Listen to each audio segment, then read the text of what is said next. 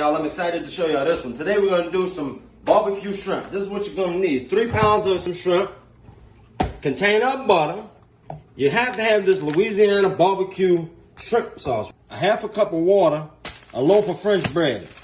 Take half of this container of butter, put it right on in the pot. You're going to add that whole seasoning pack and a half a cup of water. Turn it on up, let it all melt down. We have the butter in the pot, we got the stove on, we got a half a cup of water, the whole pack of seasoning. Let it all melt in together, and when it starts boiling, we're gonna add our shrimp.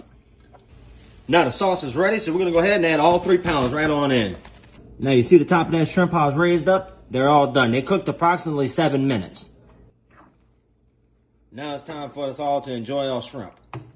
Get your French bread. It's great to dip into the sauce. If you can't find this sauce anywhere, I'm going to put it on my website so you can pick you up a pack there for around $4, something like that.